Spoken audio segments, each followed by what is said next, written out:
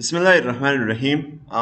Last class में हमने HTML form को डिस्कस किया था और हमने कुछ इनपुट टेक के डिफरेंट टाइप्स डिस्कस किए थे। आज उनको थोड़ा सा ओवरव्यू करते हैं और कुछ नए टाइप्स को भी डिस्कस करते हैं, ठीक है। मैं यहाँ पे आ जाता हूँ और एक फ़ोल्डर क्रिएट करते हैं अपने वर्क के लिए। न्यू फोल्डर वर्क और यहाँ से ओपन फोल्डर 3.0 फोर्थ क्लास और दिस।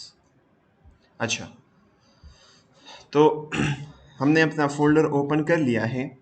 इसमें क्या करते हैं कि index.html एक फ़ाइल क्रिएट करते हैं ताकि हम अपना HTML का कोड उसमें लिख सकें। HT और HT5 से पूरा का पूरा बॉयलर प्लेट वो आ जाएगा। आज इंशाल्लाह इन मेटा टेक्स को भी डिस्कस करेंगे। For the time being let's remove it. Fourth class और अच्छा, हमने कल ये डिस्कस किया था कि लेट से हम कोई साइन अप फॉर्म बनाना चाहते हैं तो मैं हेडिंग दे देता हूँ साइन अप। और इसको सेंटर कैसे करेंगे? अच्छी बात ये नहीं है कि आप इस तरह सेंटर करें अलाइन के एट्रीब्यूट से, लेकिन चलो कर लेते हैं, ठीक है। अच्छा, और मैं एक फॉर्म टैग लेता हूँ और इसको भी सेंटर कर लेते हैं, ठीक है। अलाइन और एट्रीब्यूट का नाम equal to sign, double quotes या सिंगल कोट्स और फिर उसके अंदर एट्रीब्यूट की वैल्यू। और इसके अंदर एक लेबल लेते हैं जिसको लेट्स से फर्स्ट नेम और उसके लिए एक इनपुट फील्ड लेते हैं। डिफ़ॉल्ट जो टाइप होता है किसी भी इनपुट फील्ड का वो क्या होता है? टेक्स्ट होता है। अगर हम प्लेस होल्डर लगाना चाहते हैं तो प्लेस होल्डर एक एट्रीब्यूट है, उसमें जो हम दिखाना चाहते हैं वो हम यहाँ पे लिख लेंगे। सो इंटर फर्स्ट नेम। और मैं अगर इन दोनों को सेपरेट दो डिफरेंट चीज़ों को सेपरेट करना चाहता हूँ तो BR लगा दूंगा, क्योंकि ये सारे इनलाइन एलिमेंट्स हैं तो ये एक ही लाइन पे आएंगे। लास्ट नेम, ठीक है। अच्छा, और इसका भी इनपुट टाइप क्या होगा? वो टेक्स्ट होगा। और प्लेस होल्डर लेट से वो है इंटर लास्ट नेम।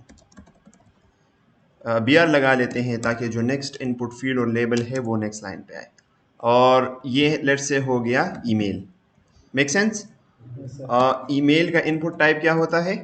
ईमेल होता है। और इसका प्लेस होल्डर हम इंटर ईमेल कर सकते हैं, ठीक है।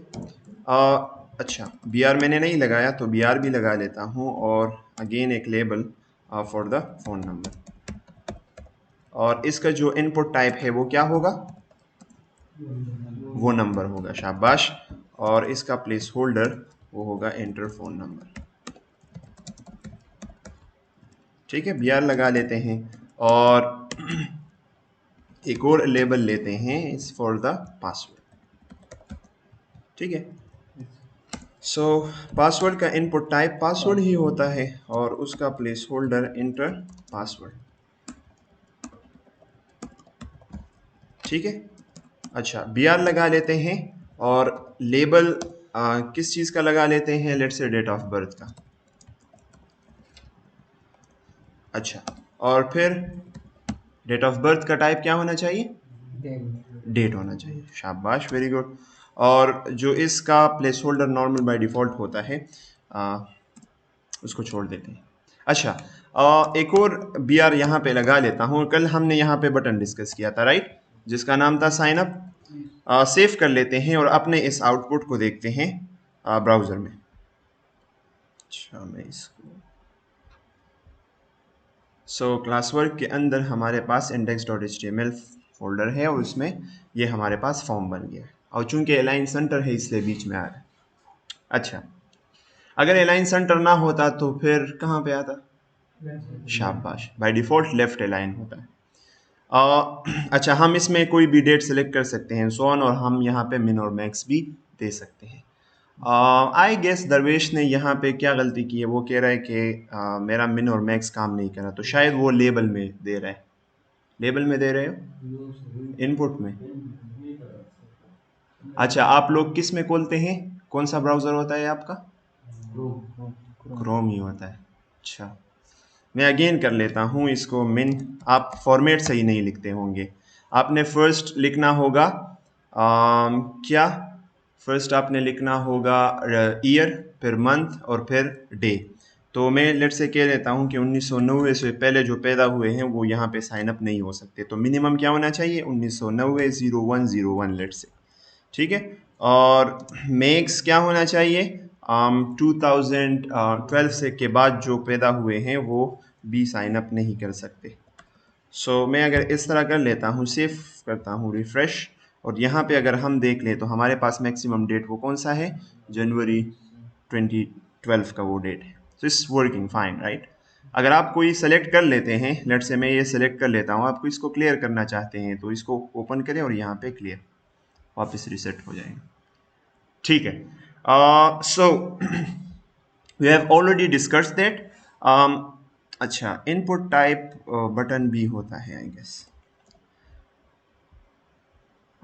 Check box, colour, date. अच्छा, डेट हमने डिस्कस कर दिया है, ईमेल भी कर दिया है, मंथ, पासवर्ड भी कर दिया है, नंबर भी कर दिया है, रिसेट नहीं किया, सर्च नहीं किया, सबमिट। टेल, टेल का मतलब है टेलीफोन, फ़ोन नंबर के लिए आप टेल या फ़ोन नंबर दोनों टाइप्स वो यूज़ कर सकते हैं। टेक्स्ट भी हमने कर लिया है। अब इन और चीज़ों को एक्सप्लोर करते हैं। तो हम आप अगर यहाँ पे देखें ना, तो आपके पास एक जो टाइप है वो क्या है, सबमिट है।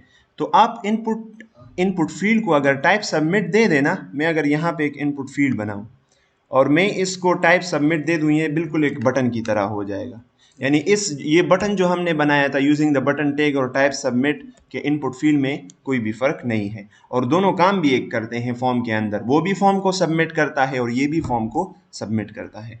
तो मैं अगर ब्राउज़र में इसको रिफ्रेश करूँ, so one of the same thing, ठीक है। और इसका जो प्लेस होल्डर है, अगर आप इसके टेक्स्ट को चेंज करना चाहते हैं तो क्या करेंगे, place holder is the main. तो हमने पहले क्या लिखा था, साइन अप लिखा था, तो अब भी साइन अप लिख सकते हैं, राइट।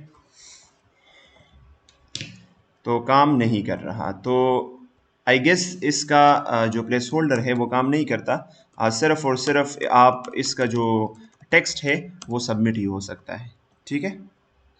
मेरे ख्याल से वैल्यू है, yup yup yup yup, sign up, ठीक है, वैल्यू यहाँ पे, यप, वैल्यू से हम इसको चेंज करेंगे, नोट द प्लेस होल्डर। अच्छा, so this is the input type submit. आपको पता है एक और भी हमारे पास इनपुट टाइप है जिसको कहते हैं रिसेट, और ये बटन के भी टाइप्स है। अच्छा, ये दो सबमिट और रिसेट ये बटन के भी टाइप्स हैं। आप बटन को टाइप सबमिट या रिसेट दे सकते हैं। सबमिट क्या करेगा, फॉर्म को सबमिट करेगा। रिसेट क्या करेगा, रिसेट उस फॉर्म को रिसेट करेगा, यानी वैल्यूज को वापस डिफॉल्ट वैल्यूज पे ले जाएगा। तो अगर मैं यहाँ पे रिसेट दे दूँ, वैल्यू कोई भी नहीं देता क्योंकि बाय डिफॉल्ट वही रिसेट लिखा होगा। अब देखिए, मैं यहाँ पे लेट से देता हूँ अरबाज, और यहाँ पे लेट से खान, और यहाँ पे arbaz@gmail.com लेट से, और मैं इसको रिसेट करता हूँ तो ये वापस सब क्लियर हो जाएगा। जो डिफ़ॉल्ट वैल्यूज़ हैं वो सब क्लियर हो जाएंगे। अगर मैं यहाँ पे वैल्यू दे दूँ ना, फर्स्ट नेम में मैं यहाँ पे वैल्यू दे दूँ लेट से शाह गालिब, तो सेव करूँ, रिफ़्रेश करूँ, शाह गालिब यहाँ पे है, मैं इसको एडिट करके यहाँ पे शाह, ठीक है, और last name let's say Khan. और फिर अगर मैं इसको रिसेट करूं तो क्या होगा, सब वैल्यूज एम्प्टी हो जाएंगी। यप, जो डिफ़ॉल्ट वैल्यू है, मैंने ये नहीं कहा कि सबको एम्प्टी कर देगा, बल्कि मैंने कहा कि जो डिफ़ॉल्ट वैल्यूज होंगी उसको वापस ले आएगा। आप देख सकते हैं, ठीक है। सो दिस इज द रिसेट। आप अगर यहाँ पे बटन ले लेना, बटन भी काम करेगा, one of the same thing. अगर मैं इस इनपुट टाइप की जगह बटन ले लूँ और उस बटन को मैं लेट से रिसेट, और यहाँ पे उसको टाइप रिसेट दे दूँ, one of the same thing. दिखाई दे रहा है, बटन, मेन्यू, रिसेट, और ये कुछ टाइप्स हैं इसके। रिफ्रेश करता हूँ और यहाँ पे मैं लेट से इसको हटा देता हूँ और फिर रिसेट करता हूँ, तो one of the same thing, दोनों सेम काम करेंगे। वापस इसको इनपुट फील्ड पे ले आते हैं। अच्छा, शाह गालिब से मेरा ये सवाल है कि ये दोनों बटन्स क्यों एक ही लाइन पे आए हैं? हमने तो ये दो डिफरेंट लाइंस पे लिखा है। ये इनपुट फील्ड्स क्यों डिफरेंट लाइन पे आए, एक ही लाइन पे आए? शाबाश, ये क्या है? इनलाइन एलिमेंट्स है और हमने बी आर नहीं लगाया हो। अच्छा, type button, check box, colour. अच्छा, आपको पता है एक अजीब सा इनपुट फील्ड है जिसका नाम है कलर। मैं अगर यहाँ पे आऊँ और लेबल दे दूँ योर फेवरेट कलर, लेट से फेवरेट कलर, ठीक है? तो एक इनपुट फील्ड है जिसका टाइप वो कलर है, जिसका टाइप क्या है? कलर है। अच्छा, सो अगर मैं इसको रिफ्रेश कर लेता हूँ तो ये देखिए फेवरेट कलर में आप कोई भी कलर वो चूज कर सकते हैं। सही है। सब एक ही लाइन पे आ रहे हैं। मैं यहाँ पे बी आर लगा दूँ। अच्छा, रिफ्रेश करते हैं। सो this is the input colour. अच्छा, अब अगर हम चाहते हैं कि साइन अप में इमेज अपलोड भी हो सकता है, अपलोड योर प्रोफाइल, तो उसके लिए कौन सा इनपुट होगा? तो let's say upload profile picture. इसके लिए जो इनपुट टाइप है वो कौन सा है? इसके लिए जो इनपुट टाइप है वो फाइल है। या अगर सिर्फ आप इमेज चाहते हैं तो सिर्फ इमेज भी लिख सकते हैं। तो उसमें फिर क्या होगा कि सिर्फ इमेज आप अपलोड कर सकेंगे, कोई और फाइल नहीं। इसमें आप कोई भी फाइल अपलोड कर सकते हैं, चाहे वो पीडीएफ में आपका इमेज क्यों ना हो। ठीक है, ये आप देखें, मैं इसको अपलोड कर सकता हूँ ओपन लेट से, और ये पावर पॉइंट का वो है, फाइल है। We can do it, right? अच्छा, अब कैसे इसको रोमान मुझे ये बता देगा कि हम ये पूरा फॉर्म भर रहे हैं, हमारा मकसद क्या है, इन डेटा के साथ हम क्या करते हैं? सही, हम स्टोर कर रहे डेटाबेस। तो डेटाबेस हमारे पास ब्राउज़र में है या कहीं और पड़ा है? सर डेटाबेस हम वो कहाँ पे ब्राउज़र होता है? लेट से आप फेसबुक ब्राउज़र यूज़ कर, में फेसबुक आप यूज़ कर रहे हैं, तो फेसबुक का डेटाबेस कहाँ पे होता है? सर उसकी उसके अपने उसमें होता है, एग्जैक्टली exactly। तो आप ऐसा कह सकते हैं, यू आर राइट। हम इस डेटा को डेटाबेस में सेव करना चाहते हैं, और डेटाबेस में सेव कौन करता है? बैकएंड करता है, सर्वर करता है। तो हम ये डेटा भेजेंगे सर्वर को। तो अब हम इसको इसलिए नहीं बेच सकते क्योंकि हम जावास्क्रिप्ट नहीं पढ़ रहे हैं, तो हम सिर्फ स्ट्रक्चर बना रहे हैं। ठीक है, जब हम इस डेटा को, जब जावास्क्रिप्ट पढ़ेंगे तो इस डेटा को फिर हम जावास्क्रिप्ट में गेट भी कर सकेंगे, उसको सर्वर पे भी बेच सकेंगे। आप फिर देख लेंगे इंशाल्लाह। लेकिन फॉर द टाइम भी हम सिर्फ स्ट्रक्चर बनाए। अब आप ये कहेंगे कि हमने फाइल तो चूज कर लिया, अब क्या होगा आगे? अब हम इसको बताएंगे कि आपने इस सर्वर को ये अपलोड करना है, इस तरह अपलोड करना है। In for the time being चूंकि सिर्फ स्ट्रक्चर बना रहे हैं, सो वी कैन डू। अच्छा, सो अगर मैं यहाँ पे इनपुट टाइप जो है वो अगर मैं इमेज करूँ तो फिर क्या होगा? रिफ्रेश करते हैं, अपलोड प्रोफाइल, और इस पे क्लिक करते हैं तो इमेज नहीं, मेरे ख्याल से ये इमेज डिस्प्ले करता है, वट एवर, छोड़ें इसको, फाइल सही है। अच्छा, so my guess was wrong. Image में वो इमेज शो करता है, बल्कि इमेज को पिक नहीं करता। डिफरेंट काइंड ऑफ सर ये टाइप। टैग जो है ये सर ये फॉर्म के बगैर यूज नहीं कर सकते।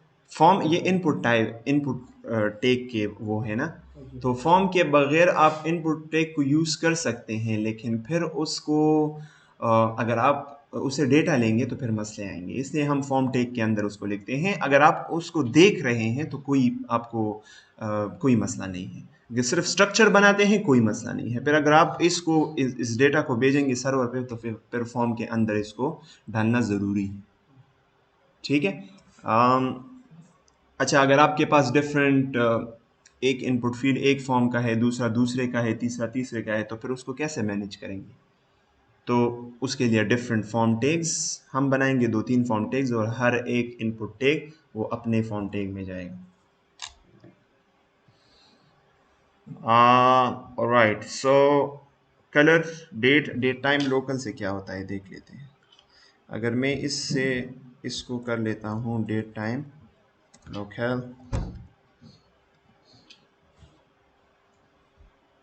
इसमें टाइम भी आता है ना, तो मैं अगर इसको चूज़ करूँ, फिर इसको चूज़ करूँ, फिर ये, फिर PM, सो ये टाइम भी लेता है, सही है। तो डेट ऑफ बर्थ में टाइम इतना वो ज़रूरी नहीं है, तो हम टाइम को हटा देंगे। Okay, so the next type is what? Date, time, local, email, file, hidden. एक को कर लेते हैं कि हिडन में क्या मिलता है। मैं यहाँ पे एक label private data let's say table, और इनपुट में क्या कर लेते हैं, टेक्स्ट की बजाय हिडन कर लेते हैं। अच्छा, ट्राई करने से कुछ भी नहीं जाता, राइट।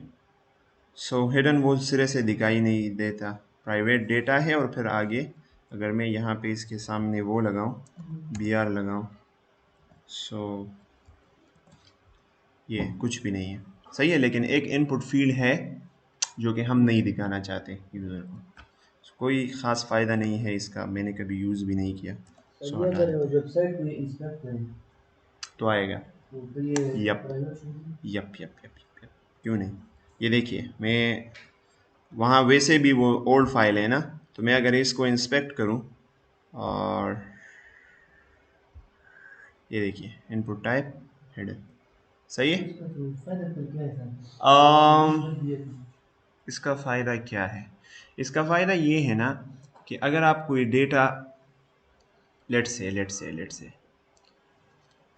कोई अपडेट प्रोफाइल है लेट्स से, और अपडेट प्रोफाइल में एक ऐसा डेटा है जो आप यूज़र को दिखाना ही नहीं चाहते, ठीक है। लेट्स से क्या होगा वो data, let's say user name है, वो यूज़र नेम है, और आप चाहते हैं कि जब कोई फॉर्म को सबमिट करे, मैं उसी यूज़र नेम को भेजूं कहाँ पे, सर्वर को।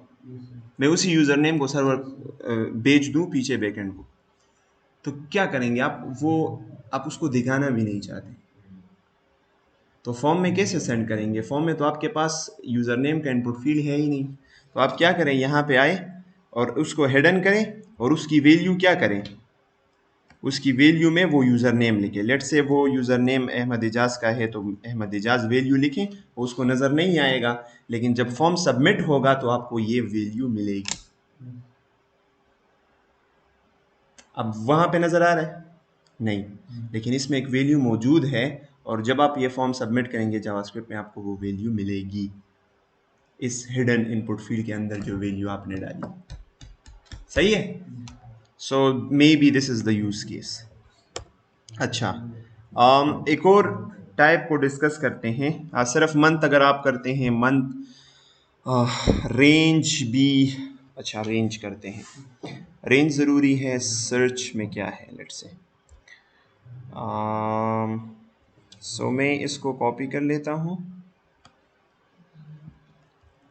और मैं यहाँ पे लिख लेता हूँ सर्च यूज़र नेम, या लेट्स से यूज़र नेम सिर्फ, और वो यूज़र नेम सर्च करेगा। मेरे ख्याल से ये नॉर्मल फील्ड होगा, लेकिन रिफ़्रेश करते हैं, सो बिल्कुल ये नॉर्मल फील्ड है, लेकिन इसमें ये क्रॉस आ रहा है ना, आप इसको यहाँ से रीसेट कर सकते हैं। सर्च में यही फ़र्क है ना, ये देखिए, ठीक है। अच्छा एक और टाइप सर्च है, फिर टेल है, टेक्स्ट है, टाइम है, URL वीक। URL में क्या फ़र्क है? URL तो जानते हैं ना, किसी भी एड्रेस को URL कहते हैं। HTTPS google.com ये एक URL है, सही है। तो मैं अगर इसमें कुछ टाइपिंग करता हूँ, so one of the same thing text, और इसमें कोई ख़ास फ़र्क नहीं है, लेकिन हम स्पेसिफिकली बता रहे हैं ना कि इसमें URL होगा, ठीक है। और अगर हम इसको रिक्वायर्ड करें तो मे बी ये वो चेक पीस पे लगे कि यार आपने सही URL यहाँ पे नहीं डाला हो, ठीक है। अगर हम इसको साइन अप करें, या ये देखिए प्लीज़ एंटर URL, ये क्या कर रहे हो, तो मैं अगर इस तरह प्रॉपर URL दे दूँ google.com, सही है, तो वो एरर चला गया। अब हम उसको सबमिट भी कर सकते हैं, मेक सेंस। URL फिर इस पे वो कस्टम वो अब खुद वैलिडेशंस लगाता है, तो ये फ़ायदा होता है। अच्छा, सर्च है, रिसेट है, रेंज है, रेडियो और चेक बॉक्स। अच्छा, बाकी इतने आप उनको एक्सप्लोर करें, अगर if I am missing something आप खुद उसको एक्सप्लोर करें। मैं ये रेंज रेडियो और चेकबॉक्स को डिस्कस कर लेता हूँ, बहुत ही इम्पोर्टेंट है। सो यहाँ पे आके मैं रेंज डिफाइन कर लूँगा ना, और मैं यहाँ पे लिख लूँगा लेट से ये ई कॉमर्स वेबसाइट है और वो कोई चीज़ ख़रीदना चाहता है, तो हम उसको कह देंगे बजट, कि आपका बजट कितना है। ठीक है, आप इसको डिफ़ॉल्ट वैल्यू भी दे सकते हैं। मैं type range input type range attributes, ठीक है, इसके अपने एट्रीब्यूट्स हैं। अच्छा सो रेंज में हम मिन और मैक्स दे सकते हैं, और टाइप रेंज सिर्फ मिन और मैक्स दे सकते हैं आई गेस, और वैल्यू भी ऑब्वियसली वो तो हर एक उसको दे सकते हैं। Step specifies the legal number intervals, यानी लेट से 0 से 100 तक वैल्यूज़ हैं और आप एक एक नहीं करना चाहते, आप 5 करना चाहते हैं कि वो या 0 सेलेक्ट करें या 5 या 10 या इस तरह, तो फिर इस तरह करें। लेट से हम यही करना चाहते हैं। इनपुट टाइप रेंज में हम मिन क्या देते हैं, लेट से मिनिमम 50 होना चाहिए, और मैक्स क्या होना चाहिए, 100 लेट से होना चाहिए, और जो स्टेप है वो क्या होना चाहिए, 5 होना चाहिए। यानी अगर आप एक उसको मूव करेंगे तो वो 5 मूव होगा। ये देखिए, ये एक मूव कितना होगा, ये 5 वाला मूव होगा, 1 वाला नहीं। ठीक है, अच्छा अगर हम यहाँ पे प्लेस होल्डर लगाएं ना, लेट्स सी कि वो कहाँ पे आता है। Enter your budget, enter budget, select budget,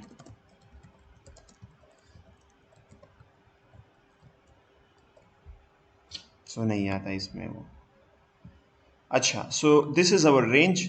let's say हम जेंडर स्पेसिफाई करना चाहते हैं।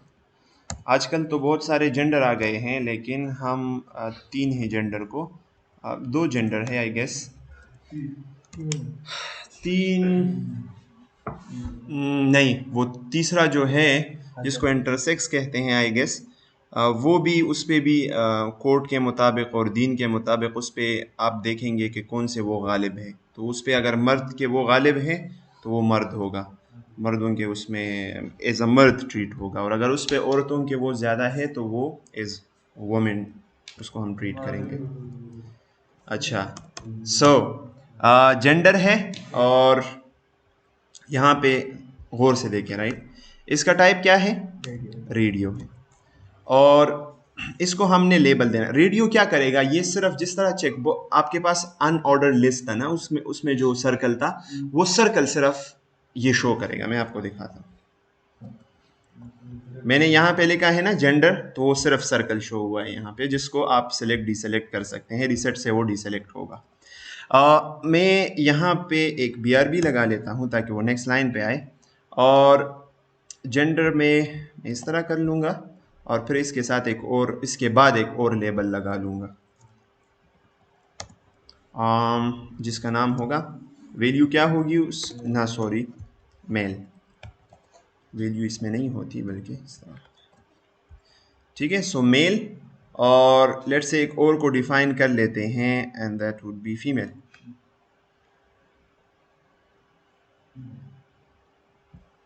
ठीक है, इसको कॉपी कर लेता हूँ, नेक्स्ट लाइन पे भी कर ले तो नो वरीज, HTML उसको इग्नोर करेगा।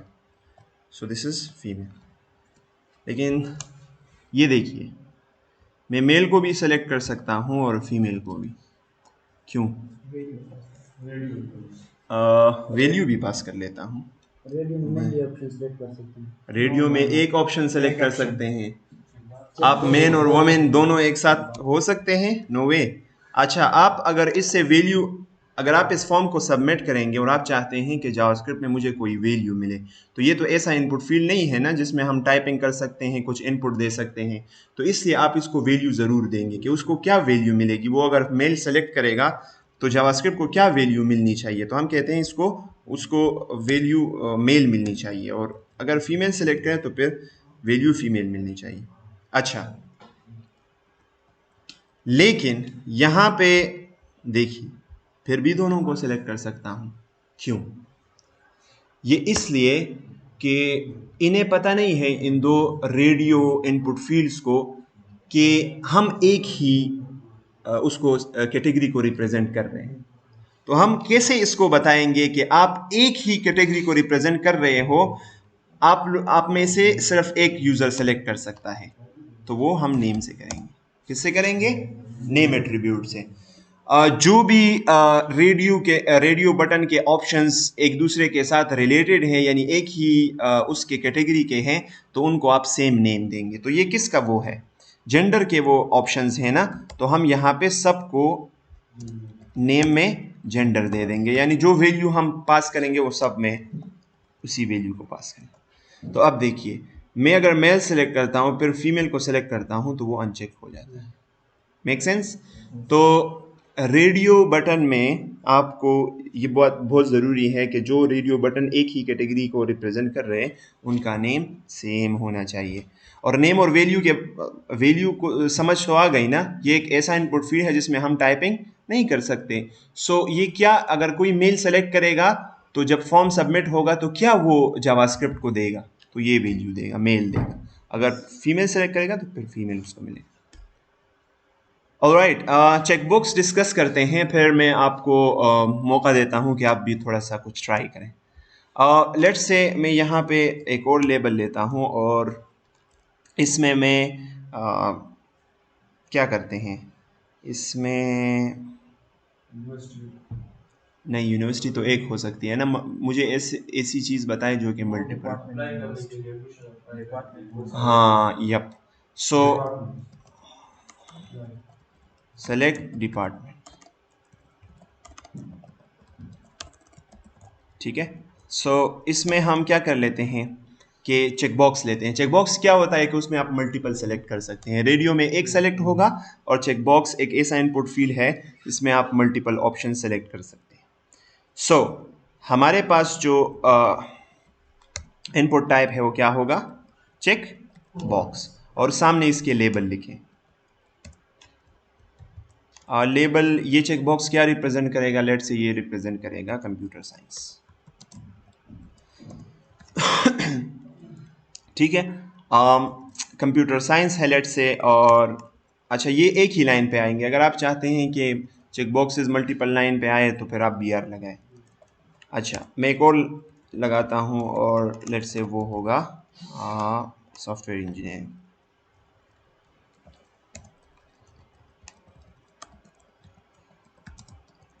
सवाल मेरा अताउल्लाह से ये है कि मैंने कल बताया था कि फॉर एट्रीब्यूट इसलिए होता है कि हम इस लेबल को किसी इनपुट फील्ड के साथ कनेक्ट करें।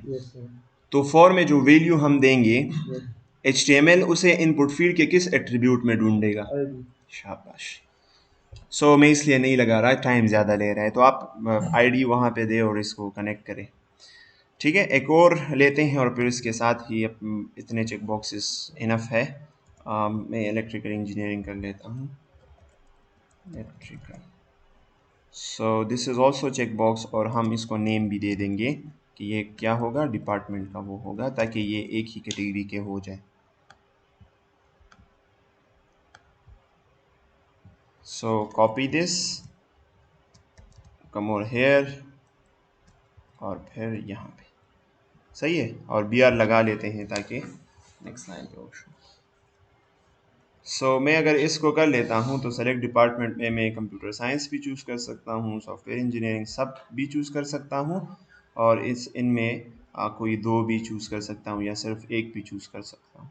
और अगर रिक्वायर्ड नहीं है तो कोई भी अगर सेलेक्ट ना हो तो आप फॉर्म को सबमिट कर सकते हैं। So this is our checkbox, this was our radio button, and this is our range. इन्हीं फील्ड्स को काइंडली रिप्लिकेट करें जल्दी जल्दी, ताकि आपको समझ आए। जहाँ पे मसला हो वहाँ मुझसे पूछें और फिर आगे इंशाल्लाह कंटिन्यू करते हैं। ऑलराइट, सो यहाँ पे अगर हम देखें तो रेडियो बटन्स और चेक बॉक्सेस में एक छोटा सा मसला है, और वो ये है कि अगर अच्छा, बाय द वे, मसले को डिस्कस करने से पहले अगर आप चाहते हैं कि किसी को बाय डिफ़ॉल्ट सेलेक्ट करें, आप चाहते हैं कि यार gender male by default select हो, ठीक है, या चेक बॉक्सेस में computer science by default select हो, तो आप चेक्ड का वो लगाएं, क्या कहते हैं, चेक का एट्रीब्यूट लगाएं। तो ये देखिए मैंने यहाँ फीमेल के साथ चेक का वो लगाया हुआ है। अगर मैं चाहता हूँ कि मेल बाय डिफ़ॉल्ट सेलेक्ट हो तो मैं यहाँ पे चेक लगा दूँगा, ठीक है। चलिए फीमेल बाय डिफ़ॉल्ट सेलेक्ट कर देते हैं। हुकूक में दोनों सेम है, यहाँ पे मैं कंप्यूटर साइंस चेक्ड, ठीक है। सो अगर मैं इसको रिफ़्रेश कर लेता हूँ, ये देखिए बाय डिफ़ॉल्ट ये वो है। अगर मैं इसको चेंज कर देता हूँ मेल में या सॉफ्टवेयर इंजीनियरिंग भी सेलेक्ट करता हूँ, फिर रीसेट करता हूँ, तो वापस वो वैल्यूज़ यहाँ पे आ जाएंगी। तो यहाँ पे वैल्यू रेडियो में और उसमें चेक बॉक्स में वैल्यू का एट्रीब्यूट उससे नहीं होता बल्कि चेक से होता है, ठीक है, मेक सेंस। अब इसमें मसला क्या है कि अगर हमारे पास बहुत सारे ऑप्शंस हैं, तो let's say country, select country है, तो कंट्री तो 170 से ज़्यादा है, तो हम 170 कंट्रीज़ यहाँ पे दिखाएंगे नहीं, बल्कि इसके लिए हमारे पास एक इनपुट फील्ड होता है जिसको हम सेलेक्ट कर लेते हैं, तो एक ड्रॉप डाउन ओपन हो जाता है और उस ड्रॉप डाउन में बहुत सारे ऑप्शंस होते हैं, वो स्क्रॉल भी कर सकता है। तो उस इनपुट फील्ड को उस टैग को, उसके लिए कौन सा टैग है, उसके लिए सेलेक्ट टैग है। तो मैं एक लेबल बनाता हूँ और वो इनपुट फील्ड नहीं है, मैं कहता हूँ सेलेक्ट कंट्री, ठीक है। और सेलेक्ट कंट्री में क्या करते हैं कि यहाँ पे एक वो है, आप देख सकते हैं सेलेक्ट का एक टैग है, और सेलेक्ट टैग के अंदर आपको पता है आप जितने ऑप्शंस देना चाहते हैं आप दे सकते हैं, और वो ऑप्शन के उसमें देंगे आप, ठीक है। तो मैं लेट से यहाँ पे जर्मनी, इंडिया,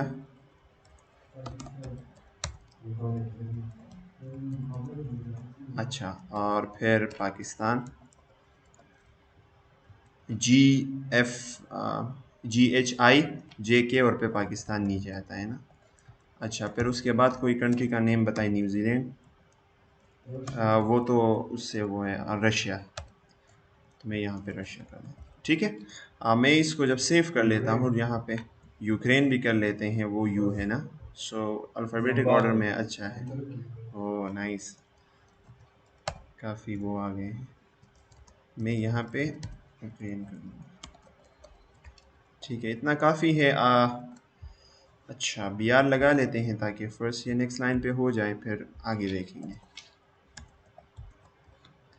रिफ़्रेश करते हैं, ये देखिए हमारे पास पूरा का पूरा लिस्ट आ गया और बाय डिफ़ॉल्ट पहला वाला वो सेलेक्ट होता है, ठीक है।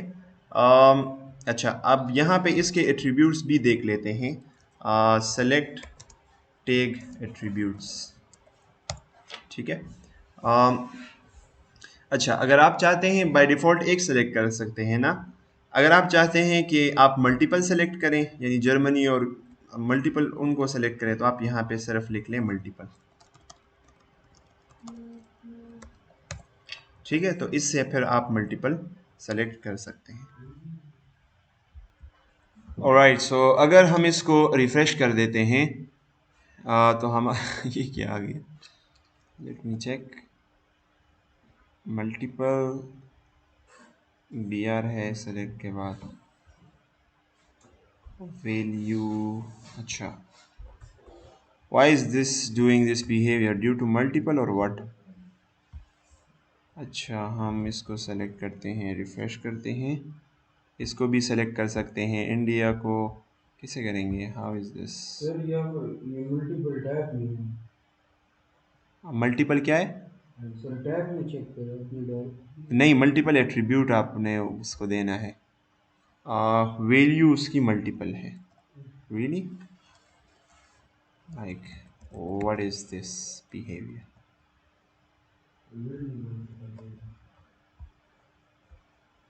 नहीं, वो सही काम नहीं कर, नेम है, रिक्वायर्ड है, और साइज़ है, नंबर कितना है। सो इसके अंदर जाते हैं और सेलेक्ट टैग को देखते हैं, नेम है, आईडी है, वैल्यू भी दे सकते हैं, मोस्ट आईडी, वैल्यू में मल्टीपल, ये ऐसे काम नहीं करता। ये देखिए एट्रीब्यूट का नेम मल्टीपल है और उसकी वैल्यू मल्टीपल है, form ID disabled auto focus name required, ये तो सारे उसके हैं ना। जिस सारे नॉर्मल जो इनपुट फील्ड के एट्रीब्यूट्स हैं वो सारे इसके भी। अच्छा, मैं यहाँ पे नेम दे देता हूँ, शायद वो नेम डिलीट करने की वजह से मैं इसको कंट्री दे देता हूँ। एक कंट्री वो सेलेक्ट करेगा या कंट्रीज लेट से। तो इसको रिफ़्रेश करते हैं, फिर भी ये टच से मिस नहीं हो रहा। आई गेस ये बाय मल्टीपल जब हम लिख लेते हैं तो इसका ऐसा डिज़ाइन होगा, ठीक है।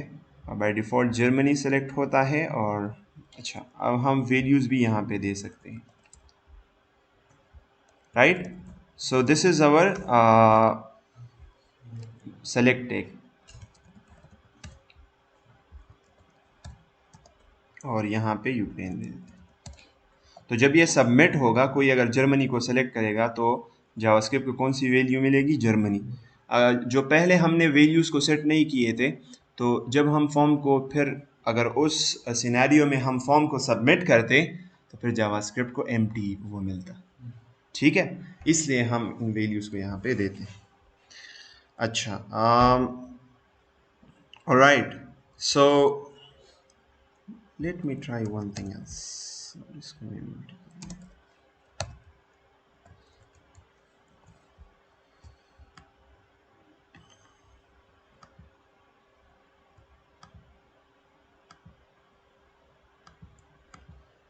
अच्छा, so this is छोड़े इस मल्टीपल। सर इसके शेप भी हो मल्टीपल, शेप भी हो। शेप यही होगा ना, मुझे पता है, लेकिन उसको कैसे स्टाइल करेंगे और वो करेंगे वो फिलहाल छोड़ देते हैं। रिफ्रेश करते हैं इसको। अब देखिए, ये बिल्कुल रेडियो बटन वाला काम कर रहा है। हम एक ही चूज़ कर सकते हैं, लेकिन इसमें क्या है कि हमारे पास बहुत सारे ऑप्शंस हैं, तो हम उन ऑप्शंस को यूज़र को नहीं दिखाना चाहते, क्योंकि फिर वो सही नहीं बनेगा ना। अच्छा,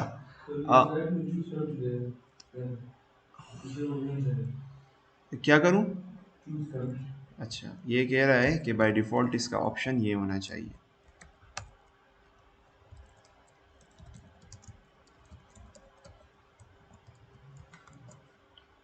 तो चूज़ कंट्री, और इसको आई गेस डिसेबल कर सकते हैं या नहीं। अगर ये डिसेबल हो गया तो फिर तो जर्मनी सेलेक्ट हो जाएगा, सही है ये। ठीक है, स्टाइल करते हैं इसको, कलर आई गेस ग्रे कर लेते हैं।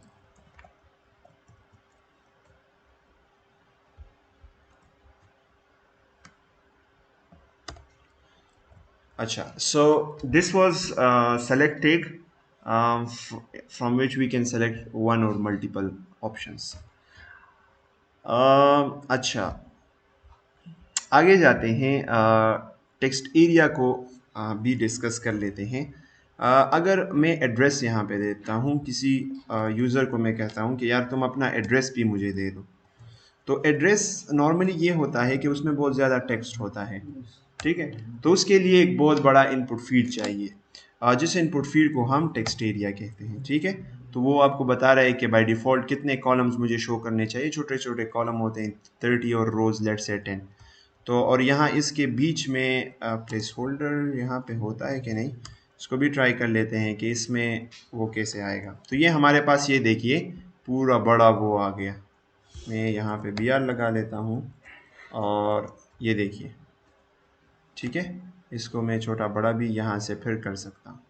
सो ये मेरे पास वो एड्रेस है, मैं यहाँ पे काफ़ी कुछ लिख सकता हूँ, ताकि वो सारा का सारा इनपुट जो यूज़र इनपुट दे रहा है वो सारा का सारा उसको विजिबल हो, क्योंकि एड्रेस बहुत ज़रूरी भी होता है कि वो एक्यूरेट हो। तो उसके लिए क्या यूज़ होता है? टेक्स्ट एरिया यूज़ होता है, और बाय डिफ़ॉल्ट वो एम्प्टी होता है।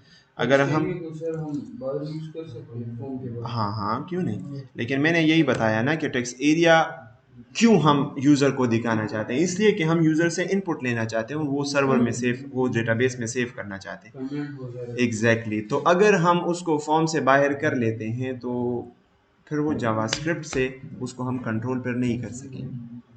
इसलिए मैं कह रहा हूँ कि फॉर्म के अंदर, तो फॉर्म टैग अगर आप यूज़ करें तो आपका क्या जाता है, वैसे भी तो वो कोई यूआई कंपोनेंट तो नहीं है कि वो शो हो फॉर्म। अगर सर फॉर एग्जांपल हमने ये सारा फॉर्म नहीं बनाया, हाँ हाँ, हमने सिर्फ टेक्स्ट एरिया का एक बॉक्स बनाना है वेबसाइट में, तो फिर उसे हम फॉर्म उसको भी, हाँ हाँ, ये सारे जो मैं यूज कर रहा हूँ ये फॉर्म टैग के अंदर काम करते हैं, बाहर भी करते हैं और अंदर भी करते हैं। अगर यूज करो तो फॉर्म के अंदर, हाँ, प्रॉपर यूज करना हो, उसको डायनामिक बनाना हो तो फॉर्म के अंदर करें। मैं यहाँ पे प्लेस होल्डर में लिख लेता हूँ इंटर एड्रेस।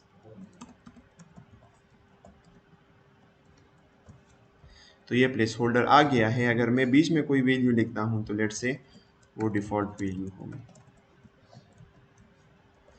ठीक है। और आई गेस वैल्यू भी यहाँ पे होगा। सो this is our text area. आसान है ना, इतना मुश्किल तो नहीं है। मीडिया की तरफ आते हैं हम। कैसे, अच्छा, HTML मीडिया किसे कहते हैं? इमेजेस को और ऑडियोज को और वीडियोस को, इसको मीडिया कहते हैं। इमेजेस तो ऑलरेडी हमने डिस्कस किए हैं। अभी आते हैं ऑडियो और वीडियो की तरफ। सो कैसे करेंगे? तो लेट से मैं यहाँ पे एक H3 देता हूँ।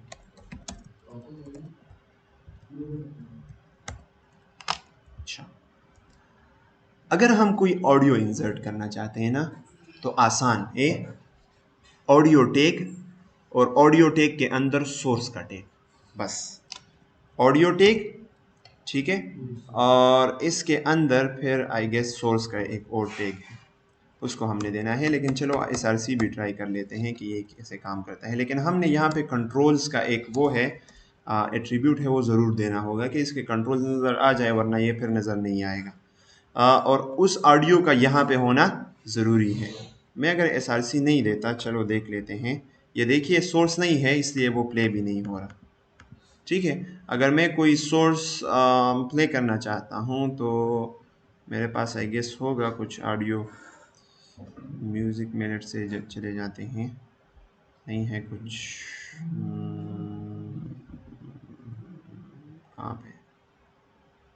एक ऑडियो डाउनलोड कर लेते हैं। क्या ऑडियो डाउनलोड करते हैं? Sample audio MP3।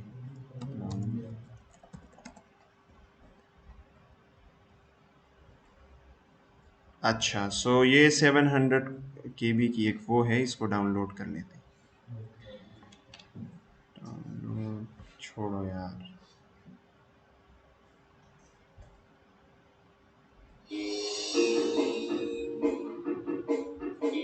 अच्छा, इसको कैसे डाउनलोड करेंगे? So when we download it,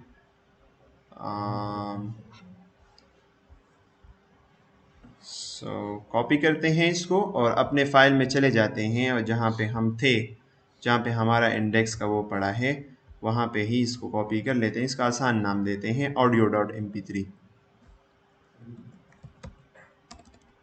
audio, ठीक है। फाइल में आते हैं और SRC में हम audio.mp3 यप। सो इसको अगर हम रिफ़्रेश करें अपने पेज को, तो यहाँ पे आप देखिए वो आ रहा है, सही है। Sorry for the music but या। अच्छा, आप ऐसा भी कर सकते हैं कि इसके अंदर आप एक सोर्स का वो दें, और उसके अंदर आप सोर्स का एक वो है, एक टैग है, उसके अंदर भी आप SRC डिफाइन कर सकते हैं। ऐसे करें या ऐसे करें, one of the same thing. Video कैसे डालेंगे? हाँ, आसान, वीडियो टैग से। शाबाश, SRC देंगे और कंट्रोल्स देंगे, वरना नज़र नहीं आएगा। फिर यहाँ पे बैनर भी होता है, उस बैनर को जो थंबनेल यूट्यूब में जिसको कहते हैं, उसको आई गेस P से कोई एट्रीब्यूट आता है, वो भी देख लेते हैं। इसमें सर ऑटो लूप है। ऑटो लूप है, ऑटो, हाँ वो भी है। वीडियो का टैग्स देख लेते हैं। सो यहाँ पे मैं वीडियो के एट्रीब्यूट्स देख लेते हैं, वीडियो टैग एट्रीब्यूट्स, ठीक है। सो इफ़ वी गो और हेयर, तो हमें यहाँ पे मिल जाएंगे कंट्रोल्स, ऑटो प्ले, शाबाश। ऑटो प्ले का वो जिसकी वैल्यू उस एट्रीब्यूट के वैल्यू के बराबर हो, तो उनको आप सिर्फ देंगे, यानी उसको कोई भी वैल्यू आप प्रोवाइड नहीं करेंगे। वो जैसे ही आप लिख लेंगे तो वो एट्रीब्यूट अप्लाई हो जाएगा। लूप भी है, म्यूटेड है, पोस्टर। तो जो थंबनेल अगर आप चाहते हैं तो यहाँ पे पोस्टर में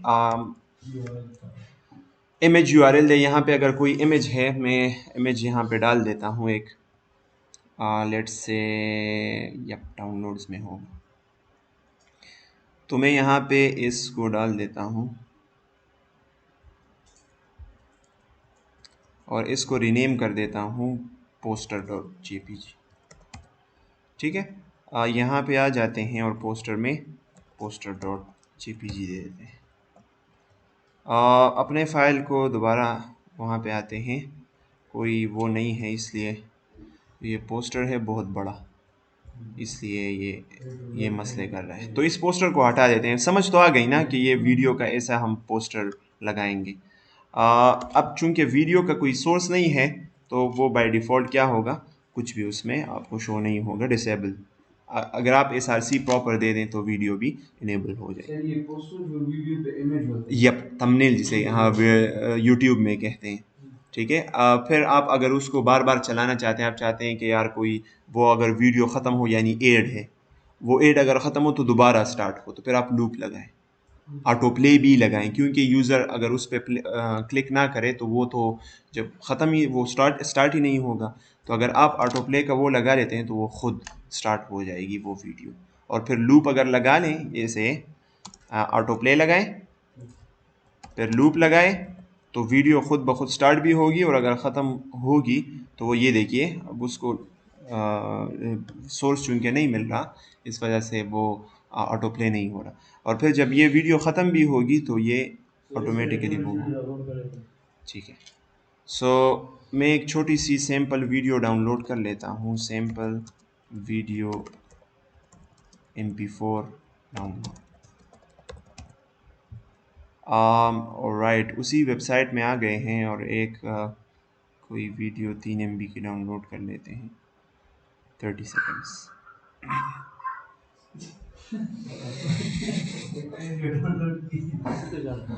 अच्छा, बहुत अच्छी वीडियो है, इसको मैंने डाउनलोड कर दिया है। अच्छा, पासवर्ड में आते हैं और नोट्स में इसको कॉपी कर लेते हैं, वापस जाते हैं और यहाँ पे उसको पेस्ट कर लेते हैं। अच्छा, मैं इसको video.mp4 का नाम दे दूँगा, video.mp4। ठीक है, SRC में दे देते हैं video.mp4। Alright, so when we more here, so वो ऑटो प्ले नहीं हुआ। अगर मैं इसको ख़त्म करूं तो लूप होना चाहिए, नो, तो वो लूप काम कर रहा है, लेकिन ऑटो प्ले ये काम नहीं कर रहा, क्यों यार? वीडियो की आवाज़ को भी कैसे? ठीक है, मैं बता दो मुझे, मैं ताकि मैं यूज़ करूँ। क्या?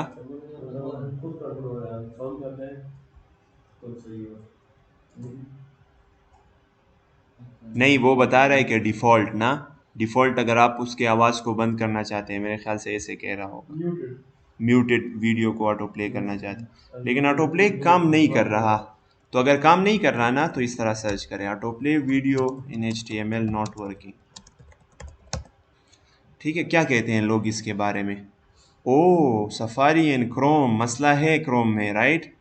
So the best fix I could get was adding this code just after the video with dot play. ये जावास्क्रिप्ट से कर रहे हैं, not pretty but somehow works, video auto play muted, recently many browser can only auto play the videos with sound of.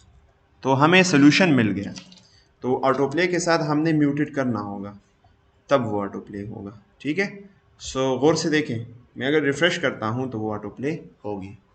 इसका मतलब ये था, ये हुआ कि अगर हम ऑटो प्ले करना चाहते हैं तो हमारी वीडियो म्यूट होनी चाहिए। तो अक्सर आप जब वेबसाइट्स में चले जाते हैं उस वहाँ पे वीडियो प्ले हो रही होती है, ऑटो प्ले, और फिर लूप भी चल रहा होता है। So it's like this. Source में जो है हम डायरेक्ट कोई लिंक दे सकते हैं वीडियो को। हाँ, क्यों नहीं क्यों नहीं दे सकते? हाँ, जिस तरह इमेज में आप किसी इमेज का वो दे सकते हैं, लेकिन वो अगर पब्लिक इमेज है, आप सबको दिखाई दे रहा है, इस तरह आप वीडियो और ऑडियो में भी ऐसे कर सकते हैं। स्पेसिफिक ऑडियो या स्पेसिफिक उसको कर सकते हैं। Alright, so the next thing is last 2-3 चीज़ें रह गई है। मेटा टैग मैंने आपको बताया था कि हेड टैग के अंदर जो भी चीज़ें हैं वो कॉन्फ़िगरेशन से रिलेटेड हैं। तो मैं एक नया फाइल क्रिएट कर लेता हूँ। अच्छा, मेटा टैग ना ये ब्राउज़र के उस वेबसाइट के सेटिंग्स को सेट करने के लिए यूज़ होता है। मैं अगर सर्च करूँ यहाँ पे, सर्च नहीं करते, यहाँ पे एक और इंडेक्स HTML बनाते हैं, एक और फाइल बनाते हैं new.html लेट से, और इसमें कोई कुछ कोड लिखते हैं। अच्छा, ये जो कैरेक्टर सेट UTF-8 इसका मतलब क्या है? इसका मतलब ये है कि ये जो हमारा वेबसाइट है इसका कैरेक्टर इनकोडिंग वो क्या उसका क्या इनकोडिंग है, UTF-8 है, UTF-16 है, इसका क्या मतलब है? आपको पता है हर एक टेक्स्ट को, हर एक कैरेक्टर को कंप्यूटर की ज़बान में किसी स्पेसिफिक बाइनरी कोड से रिप्रेजेंट किया जाता है। तो अब नॉर्मल अगर आप UTF-8 को यूज़ करते हैं तो इसका मतलब ये है कि आपका एक कैरेक्टर वो 8 बिट से शो हो रहा है, 8 zeros and 1 से शो हो रहा है।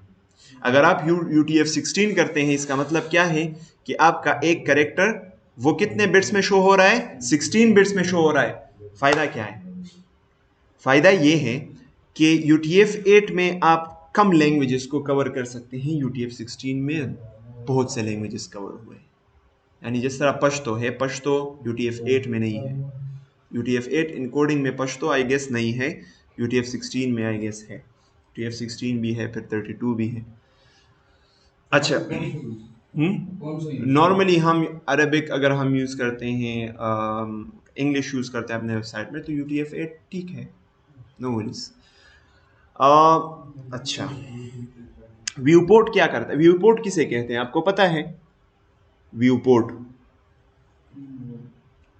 जी, स्क्रीन क्या? तो सर वो हम जो कहते हैं स्क्रीन आपने बस पश्तो में बताओ। मतलब सर सीधा वो पीते आए थे ना सीधा कम जगह मुंग तखकारी व्यू पोर्ट। यप, स्क्रीन की वेबसाइट में जो, अब देखिए वेबसाइट हमारा सिर्फ इतना है, ये देखिए हमारा वेबसाइट इतना है। नो, हमारा पूरा बड़ा वेबसाइट है, हम स्क्रॉलिंग कर सकते हैं, लेकिन ये जो आपको नज़र आ रहा है, जो visible part of the website is called view port, right? तो व्यू पोर्ट में क्या ये क्या कर रहा है? View port content with device with initial scale 1.0। आपने PTCL का वो देखा होगा, मोबाइल में जब आप PTCL के एडमिन में लॉगिन होते हैं तो सब छोटे छोटे दिखाई दे रहे होते हैं। जो डिफ़ॉल्ट उसका वो ऐसे कंसिडर कर रहा होता है कि कोई इसको लैपटॉप में देख रहा है, और हालांकि हम वो मोबाइल में देख रहे होते हैं। तो वो इसका मसला होता है कि वो व्यू पोर्ट हम सेट नहीं करते। तो जब वो हम व्यू पोर्ट सेट कर लेते हैं और हम कह लेते हैं कि width is equal to device width और initial scale is equal to 1.0, तो इसका मतलब ये होता है कि जो हम 100% करते हैं उसका मतलब होगा डिवाइस का 100%। तो वेबसाइट डिवाइस के विथ को उठाता है और उसको अपना 100% वो सेट कर लेता है। ठीक है। अगर हम ऐसा नहीं करते तो जो डिफ़ॉल्ट उसका जो लैपटॉप एक डिफ़ॉल्ट विथ होगा ना हर एक वेबसाइट का, तो वो डिफ़ॉल्ट विथ उठाता है, तो वो तो ऑब्वियसली लैपटॉप का है, इस वजह से वो हमें छोटा फिर दिखाई देता है। नहीं, इसे आपने देना होगा ना, अगर आप मोबाइल, हम आगे जाएंगे रिस्पॉन्सिव डिज़ाइंस पढ़ेंगे, आप उसमें ये बहुत ज़्यादा ज़रूरी है, कभी कभार फिर मसला करता है। अच्छा, एक और भी मेटा टैग्स हैं, उसको भी डिस्कस कर लेते हैं। मैं यहाँ पे दे देता हूँ मेटा टैग। अच्छा, अब देखिए, सर्च इंजन ऑप्टिमाइजेशन जो लोग SEO करते हैं तो वो ये मेटा टैग यूज़ करते हैं, नेम देते हैं कीवर्ड्स का, और फिर कंटेंट में जो भी जिस चीज़ के साथ भी उनका वेबसाइट वो करता है, रिलेट करता है, उन कीवर्ड्स को यहाँ पे दे देते हैं।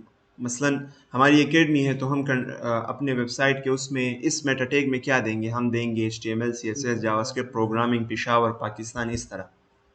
ठीक है। अब फिर डिस्क्रिप्शन भी लिखेंगे, और ना ये जो इस सर्च इंजन होता है ये यही चीज़ें उठाता है। आप जब सर्च करते हैं ना, let's say watch, bye Apple watch. तो सबसे पहले जो वेबसाइट, बहुत सारे लोग वो वॉचेस सेल करते हैं, लेकिन एक वेबसाइट ऊपर आ जाता है जैसे अमेजोन और ये चीज़। क्यों? इसलिए कि उसकी एसईओ और उनकी ये चीज़ें बहुत अच्छी होती हैं, डिस्क्रिप्शन भी होता है, सब कुछ होता है, और यूज़ पे भी है। जितना आप वेबसाइट ज़्यादा यूज़र्स विजिट करते हैं उतना उसकी एसईओ वो ऊपर चली जाती है। तो अमेजोन कितने लोग यूज़ करते हैं। इस तरह आप ऑथर भी डिफाइन कर सकते हैं। Refresh document every 30 seconds. बाज़ वेबसाइट्स आपने देखे होंगे वो हर कुछ स्पेसिफिक इंटरवल्स के बाद वो क्या होते हैं, वो रिफ्रेश होते हैं। तो आप उस रिफ्रेश को भी यहाँ इस मेटा टैग्स में कर सकते हैं कि यार 50 सेकंड बाद इसको रिफ्रेश करो। Setting the viewport to make your website look good on all devices. So this was the meta tag. अब आपको समझ आ गई होगी कि मेटा टैग हम किस लिए यूज़ करते हैं। सो इस basic like the configuration. Last जो टॉपिक है जो मैं डिस्कस करना चाहता हूँ वो HTML सेमेंटिक्स है। अगर आप यहाँ पे आए ना HTML के उसमें, ये बहुत सारे टैग्स आपको दिखाई दे रहे हैं, लेफ्ट साइड पे देख सकते हैं HTML के बहुत सारे टैग्स हैं, लेकिन हमने बहुत थोड़े से टैग्स डिस्कस किए हैं। जैसे ये कमेंट का टैग है, डॉक टाइप है, ए है, फिर नीचे ऑडियो है, बी है, ये हमने डिस्कस किए। ये बाकी सारे हम, यानी ये तो बहुत सारे टैग्स हैं। अच्छा, HTML सेमेंटिक्स का क्या मतलब है? बाज ऐसे टैग्स हैं जिनके नाम से पता चलता है कि ये किस मकसद के लिए, जैसे P टैग है, H1 है, और उस आपको पता चलता है कि इसके अंदर क्या हो सकता है। बाज ऐसे टैग्स हैं तो उनको सेमेंटिक टैग्स कहते हैं। बाज ऐसे टैग्स हैं जिन आपको पता नहीं चलता है कि इन टैग के अंदर क्या होगा, जैसे डिफ टैग। डिफ टैग के अंदर टेक्स्ट भी हो सकता है, दूसरे एलिमेंट्स भी हो सकते हैं, तो उसको नॉन सेमेंटिक HTML टैग्स कहते हैं। HTML ने ना, अब एड्रेस आप लिखते हैं तो एड्रेस आप किस चीज़ में लिखेंगे?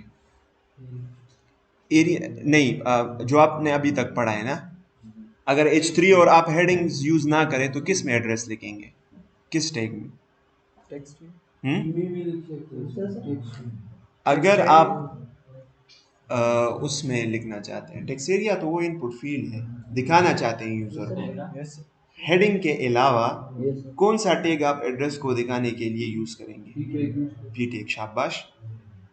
लेकिन यहाँ पे एक एड्रेस का टैग अलग से डिफाइन है।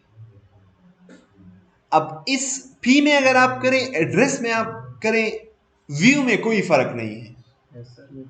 दिखाई जो देगा ना उसमें कोई भी फर्क नहीं है। सिर्फ फर्क ये है कि एड्रेस टैग से ब्राउज़र को ये पता चलता है कि ये एड्रेस, इस सर्च इंजन को ये पता चलता है कि दिस इज़ द एड्रेस, तो वो उठा लेता है डायरेक्टली उसे। अगर आप इसको डिफ के अंदर भी लिख सकते हैं, एक डिफ बनाएं उसके अंदर ये लिखें, कोई फ़र्क होगा? विजुअली कोई फ़र्क नहीं होगा। लेकिन एड्रेस अगर आप लिख लेते हैं स्पेसिफिक, तो उससे सर्च इंजन ऑप्टिमाइजेशन होती है और अच्छी बात है। तो इस तरह बहुत सारे टैग्स हैं, लेकिन उन सब का काम इसी एड्रेस की तरह है। अब ये देखिए AABBR एब्रीविएशन, अगर आप एब्रीविएशन यूज करते हैं तो आप ये टैग यूज करें। तो इसमें कोई एक्स्ट्रा चीज नहीं है, सिर्फ उस टेक्स्ट का मकसद आपको टैग बता रहा होता है कि इस किस्म का टेक्स्ट वो इसके अंदर आना चाहिए। अगर आप ना करें कोई मसला नहीं, अब करें अच्छी बात है, लेकिन लोग ये इन टैग्स को इतना यूज नहीं कर रहे। अब हमारे पास सेक्शन टैग भी है और बहुत सारे हैं।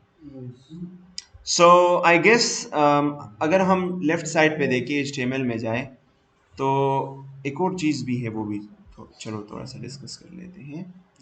तकरीबन सारी चीज़ें हमने डिस्कस कर ली है ना, कुछ भी इतना बाकी नहीं है। सिमेंटिक्स भी कर लिए हैं, एंटिटीज़ की तरफ आते हैं। आपको पता है HTML ने स्पेसिफिक कैरेक्टर्स को दिखाने के लिए, जिस तरह आप C++ में बैकस्लैश को शो करते हैं तो आप क्या करते हैं वहाँ पे? जब C++ में हम कोई बैकस्लैश को या कोट्स, डबल कोट्स के अंदर आप डबल कोट्स यूज करते हैं तो कैसे करते हैं? उसको escape character, right, backslash use करते हैं। इसी तरह HTML में भी इसको HTML एंटिटीज कहते हैं। कुछ कैरेक्टर्स को रिप्रेजेंट करने के लिए हमारे पास स्पेसिफिक कोड्स हैं और वो शुरू होते हैं सारे एंड से। ये देखिए, if you use the less than और greater than sign in your text, कैसे यूज करेंगे? लेस देन और ग्रेटर देन साइन तो उसके लिए है, टेक्स्ट को डिफाइन करने के लिए। तो आप HTML में लेस देन और ग्रेटर देन साइन को यूज कर सकते हैं? नहीं यूज कर सकते। इसलिए हम चाहते हैं और अगर हम शो करना चाहते हैं किसी यूज़र को तो फिर क्या करेंगे, तो उसके लिए हमारे पास फिर HTML एंटिटीज़ है. The browser might mix them with text. Character entities are used to display deserve characters in HTML. A character entity looks like this. तो अब लेस देन अगर आप शो करना चाहते हैं तो आप इस तरह कर सकते हैं, या नंबर लिखें, हैश से वो शुरू होगा, और या उसका नाम लिखे उस HTML एंटिटी का, और वो LTA है. इस तरह स्पेस के लिए भी अगर आप एक्स्ट्रा स्पेसेस चाहते हैं तो उसके लिए भी आपके पास HTML एंटिटीज वो है. A commonly used entity is the non-breaking space, NBPSP, non-breaking space. तो अगर मैं यहाँ पे आ जाऊँ और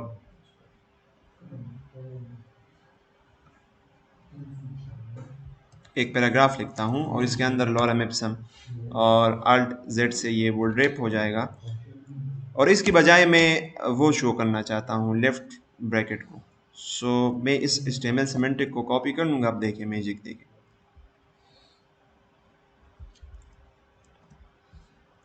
ये देखिए हमारे पास वो आ गया है. So these are the HTML entities, और हमारे पास मुख्तलिफ एंटिटीज़ हैं, राइट, सिर्फ एक नहीं है, बहुत सारे हैं. All good. करेक्टर सेट भी हमने डिस्कस कर दिया है. I think this HTML is enough really. ये HTML आपको आगे जाने के लिए बहुत काफ़ी, आपने बहुत कुछ सीख लिया है, लेकिन अब ये करें ना कि इसको पुख्ता करें, बिल्कुल फिंगर टिप्स पे इनको याद करें, P टैग और ये टैग. और देखिए मैं एट्रीब्यूट्स में थोड़ा सा वो होता हूँ ना, मैं भूल जाता हूँ, तो आप इसको फिंगर टिप्स पे याद करें, बहुत फ़ायदा देगा. और आगे जाने के लिए ऑफ कोर्स HTML ज़रूरी है. हम HTML के एलिमेंट्स को स्टाइल करेंगे, उसमें बिहेवियर डालेंगे, सो ऑन.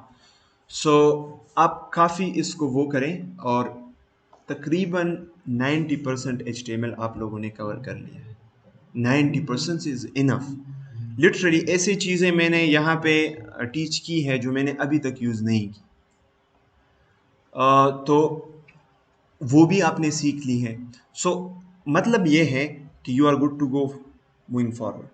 ठीक है. सो इसको सही तरीके से सीखे. मैं कुछ टास्क भी अपलोड कर दूंगा, उसको भी फिर कर लें. अभी ऐसा करें कि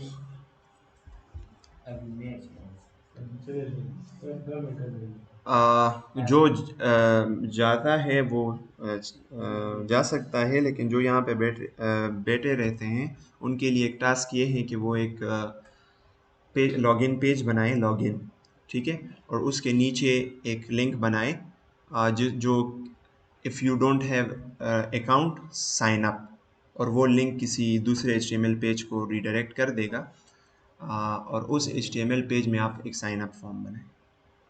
ठीक. लॉगिन आपने नहीं देखा, ये मैं आपको बताता हूँ. ये फेसबुक में चला जाता हूँ ना, facebook.com, लिंक देंगे. यप, ये देखिए ऑलरेडी हैव एन अकाउंट, ये इस तरह, इस पे अगर आप क्लिक करते हैं तो आपको लॉगिन स्क्रीन पे ले जाता है.